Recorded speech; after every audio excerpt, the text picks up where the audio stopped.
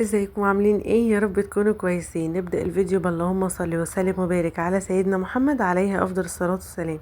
يا فرحة قلبي ويا هنا قلبي ويا على السعادة والجمال اللي انا فيه. اخيرا اخيرا رجعت شقتي عروسة زي ما كانت بعد دهولة وبعد معاناة. اخيرا ظبطت الشقة بتاعتي. قبل ما نبدأ كده الفيديو عايزاكم تشجعوني كتير جدا على الفيديو ده، تشجيعكم بيفرق معايا قوي. لايكاتكم حقيقي بتفرح قلبي جدا. بصوا، لايكات لايكات لايكات، عايزة لايكات كتير قوي. ورأيكم في الكومنتات برضو بيفرق معايا وبيشجعني ان انزل لكم فيديوهات اكتر. يلا بينا نبدأ الجولة في شقتي بعد ما ظبطتها ورجعتها عروسة. نبدأ الأول ببسم الله ونقول ما شاء الله لا حول ولا قوة إلا بالله. كده أنا داخلة من باب الشقة. باب الشقة بيدخلني على الصالة على طول. أنا ما عنديش ريسبشن، بس أنا عندي صالة. الصالة زي ما انتم شايفين كده فيها الانتريه وفيها بوف صغير وفيها الحافظة اللي انتم شايفينها دي ومشايتين. بصوا بقى، عايزه بقى كده استشيركم في كام حاجه، وطبعا رايكم هيفرق معايا قوي قوي وهو اللي هيثبتني ويخليني اعرف اخد القرار. اولا كده الحافظه دي انا كنت ما بين اني ابدلها واجيب واحده جديده، لان هي صغيره والسيراميك باين منها من الناحيتين، من الجنب ده ومن الجنب ده سيراميك باين كتير جدا. فده بيخلينا لما بتدخل علينا الشتاء بندوس كتير على البلاط. كنت بقى انا ما بين اني اجيب واحدة جديدة وادخل دي اوضة النوم بتاعتي، بما اني كنت حابة احط في اوضة النوم واحدة فاتحة، او اجيب مشاية طويلة احطها جنب الحافظة دي. فانا بصراحة محتارة ما بين الرأيين دول. ناس كتير بقى لما نزلت كذا روتين قبل كده في شقتي قالت لي اللون الاصفر ده صعب ومش مريح ومش اعرف ايه. عايزه اقول لكم هو مش موضوع صعب ولا حاجه، بالعكس هو حلو جدا ومبهج جدا وملفت للنظر دايما. ومش مش بيتروح عليه، يعني هو مش بيطلع مثلا موضه فتره وبيروح مع وبيروح، لا. بعدين هو مش اصفر، يعني هو اللون اللي هو المستردة، فاهميني؟ وكمان اللي مخليه مدي اصفر اكتر هي الاضاءة. يعني انا عندي الاسبوتات بتاعت السقف بتدي 3 الوان، فانا هنا بتعمد اني في الصالة بالذات اخلي اللون الاحمر. حتى انا كنت بوريكم من شوية ان يعني ايه انا مخليه اللون الاحمر. اللون الاحمر في المكان هو عامة ماشي مع ديكورات الصالة، يعني مع ديكور الصالة ولون الصالة ماشي اللون الاحمر اكتر. وكمان مدي فخامة. يعني بصي، عايزه اقولك لو انت بتوضبي شقتك او انت هتوضبي شقتك، او يعني عايزه تجددي فيها وبتحطي الاضاءه وهتعملي الاضاءه، العبي على الاضاءه. لعبتي على الاضاءه، عملتي اضاءه كتير، عملتي اضاءه مزهزهه، عملتي اضاءه اللون الاحمر او الورم، هتدي فخامه جامده جدا للشقه وللمكان اللي انت قاعده فيه. بصوا انا هنا كنت بوريكم حوالين الحافظة، ففعلا انا محتارة ومش عارفة. يا ريت انتوا تقولولي كده، واللي هتقولولي عليه هو اللي هنزل انفذه، لان الايام الجاية دي لازم هاخد قرار. يعني انا طبعا بفرش الشقة قبل المدارس وبخلص وبعمل عملة الشتاء قبل المدارس، فالايام الجاية دي بقى لازم هجيب حاجة للصالة. من الصالة بقى كده دخلت على أوضة الأطفال. زي ما انتم شايفين السريرين كده في الوش، السريرين دول احنا كنا مفصلينهم وعاملينهم عمولة، يعني بعد كان خلاف كده وجدال ونقاش ما بيني وما بين جوزي. هو يقول لي الحديد وانا اقول له لا الخشب. ايه الحديد ده؟ وكنت مستغرباه بصراحة، بس لما عمل الحديد غيرت رأيي عنه نهائي وعجبني جدا فوق ما تتخيلوا. المهم اللي هو ايه، يعني ماشي قوي مع العيال ومع همك العيال وتنطيط العيال. هنا بقى طبعا في الشمال وفي اليمين حاجة العيال. هنا بوريكم من الشباك، انا ساكنة في الدور العاشر، مفيش قدامي اي حاجة خالص، ودي احلى حاجة. حاطة هنا لعب العيال شمال ويمين. بوريكم هنا ان الحيطة هنا فاضية والحيطة هنا فاضية، فكنت حابة احط فيها ديكورات برضو، اعمل لهم ديكور كده في اوضتهم. بس بصراحة ما كنتش راكزة على حاجة معينة، يعني فاهميني؟ الدولاب ده بقى اللي محطوط في الأوضة ده أصلا كان نيش، ده كان النيش بتاعي اللي أنا كنت متجوزة بيه، وحولناه بعد كده لأوضة أطفال. لما جينا نبيعه لقينا الناس بتفخس بيه الأرض، يعني بتمنه الأرض، وبتقول لنا كلام عبيط قوي، يعني هتشتريه بحاجات عبيطة جدا. فبصراحة جات لنا الفكرة بقى من واحد يعني ابن حلال قال لنا لا حرام عليكم هتخسروا الخشب ده عمولة وغالي، مش هتعرف حتى لو جبتوا حاجة جاهزة مش هتعوضوه، فالأحسن انكم تحولوه لدولاب. وفعلا كان تحفة، والفكرة عجبتنا قوي قوي بعد ما نفذناها. هسيب لكم برضو الفيديو في اول تعليق مثبت عشان يعني اعرفكم عملنا فيه ايه بالظبط، هتلاقوه في الفيديو اللي في اول تعليق مثبت. هنا بقى الأوضة دي أوضة القعاد اللي احنا اصلا بنقعد فيها على طول بقى. يعني قلت لكم الايام اللي فاتت اللي انا كنت قاعده في الصاله وكنت مطلعه الركنه في الصاله، ده بقى مكان الركنه، حتى انا مفصلاها. الركنه دي انا عاملاها عموله، حتى لو تلاحظوا بصوا عاملاها واخده لفه العواميد ومفصلاها يعني ايه بالظبط وعلى مقاس الاوضه. وهنا حاطه التابلو ده ماشي قوي مع الصاله، وعامله هنا بقى تابلوهات كده صغننه خالص بصورنا احنا يعني. برضو عاملة لفتة كده بما ان الأوضة دي أوضة القعاد ومفيش حد غريب يعني بيدخلها، فعملت ايه صورنا كده زي ما انتم شايفين. اللي يقعد بقى على الركنة ده المكان بتاع الشاشة. طبعا يعني في السهرة كده بالليل واحنا قاعدين بالليل بنطفي السبوتات اللي فوق دي وبننور الليد الأحمر ده بس بتاع الشاشة وبتاع السقف برضو ايه بتكون قاعدة كده رايقة وحلوة وسهرة حلوة بما ان ايه يعني هي أوضة قعاد.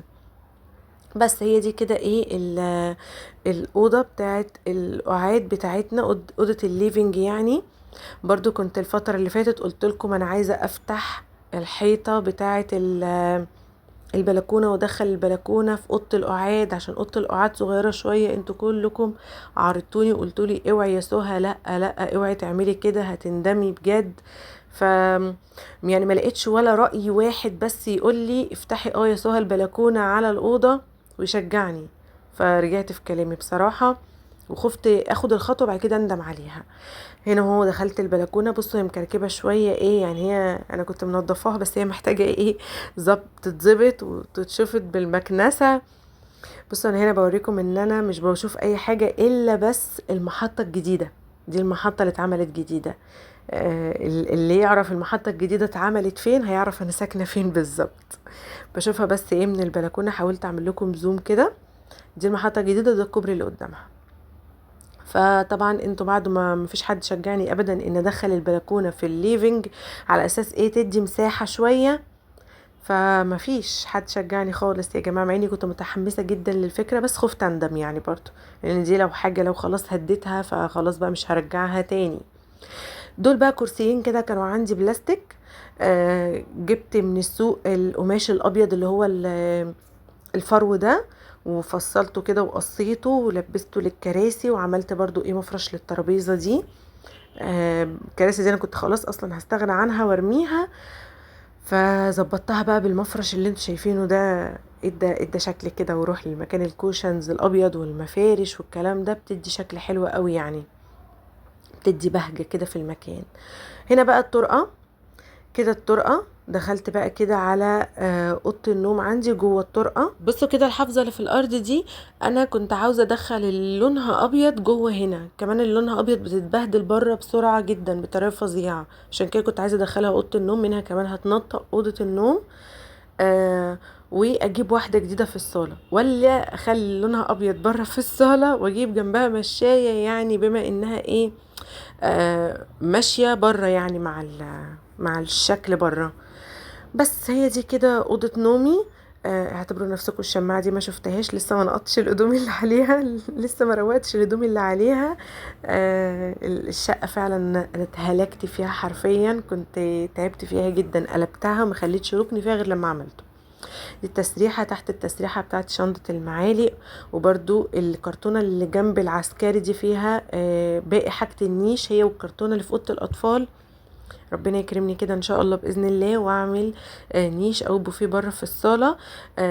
الخطوه في بالي من بدري، بس كل مره بيبقى عندنا حاجات اساسيه حاجات اهم، يعني في حاجات اهم من النيش تتعمل، ف يعني بنأجل الخطوه كل شويه، الخطوه ايه بتتأجل. بصوا ده بقى الحمام، وده اسوأ حاجه حصلت في حياتي، اللون الاسود اللي انا اخترته ده للاسف، وده كان اختياري واحنا بنعمل السيراميك، اولا هو لون غامق، اوعوا تغلطوا الغلطة دي ابدا، انكم تعملوا سيراميك غامق. ثانيا منخبش كده كتير، يعني في رسومات وحاجات كتير كتير كده، مش مريح خالص للعين حقيقي. يعني انا اكترية الوقت اصلا طافية النور الابيض بتاع الحمام، ومخليه الليد بتاع المراية بس على اساس ما اشوفش تفاصيل الحمام. انا اصلا لما اخترت السيراميك ده انا كنت فاكراه كله هيكون اللون الفاتح بس، وبلاطه من فوق السودا وبلاطه من تحت، واتفاجئت اللي هو نص ونص وفعلا ما كنتش واخده بالي، وكنا مستعجلين واحنا بنختار. هي بقى جت معانا كده. وبرده نفس الغلطه حصلت في المطبخ. اكتر حاجتين ما بحبهمش في شقتي هي الحمام، سيراميك الحمام، ونظام المطبخ عندي مش منظم خالص. هتقولوا لي يا سهى انت اشتريتي الشقة دي بعد الجواز، والمفروض ان انت كنت رتبتيها ونظمتيها على ذوقك. والله بصوا، كل حاجة بره على ذوقي، كل حاجة بره انا عملتها على مزاجي الا المطبخ. انا غضبت وهو المطبخ بيتأسس وهو المطبخ بيتعمل. للأسف كان في بالي ترتيب تاني خالص ونظام تاني خالص، فما عملتش اي حاجة. حتى يعني جوزي هو بيعمل السباكة وكده نسي يقول للراجل اعمل مكان او نعمل حساب غسالة الاطباق.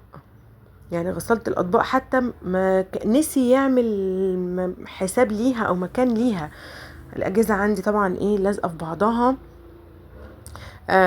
ودايما حاسه ان المطبخ منعكش. حتى دايما بنبقى بتيجي كذا فرصه ان احنا عايزين نكمل دوره في المطبخ، وبفضل اقول له لا استنى. يعني حاسه ان انا الموضوع بالنسبه لي مش ان اكمل دوره في المطبخ بس، عايزه اشيل المطبخ كله اصلا بسيراميكه بنظامه واعمله من اول وجديد. فاهميني؟ وبرده ما كنت يعني كنت غضبانه، والجبسن برده بيتعمل. بصوا، نسي برده يعمل بيت الستاير، يعني بيت الستاير برده نسي يعمله. فاضطريت طبعا ان انا اعملها على مواسير، بما اني يعني لغيت كل البلتكانات خالص. من بعد ما نقلت ما كنتش حابه اعمل على الحاجه على بلتكانه. فنصيحه مني، لو انت بتوضبي او انت بتعملي لسه شقتك او بتظبطي حاجه في شقتك، لازم تختاري كل حاجه في الشقه بدقه وعنايه جدا وبصبر والتأني، وما تبقيش مستعجله، عشان اللي هتعمليه في الشقة بعد كده هيكون من الصعب جدا انك تغيريه او تعدلي فيه. فهي دي نصيحتي ليكي. وطبعا في جميع الاحوال بنقول الحمد لله واحنا راضيين بكل شيء ربنا يكتبه لنا. بس كده، هو ده كان فيديو النهارده، يا رب يكون عجبكم. اشوفكم الفيديو الجاي ان شاء الله باذن الله، وانتم احسن حد في الدنيا. يلا سلام.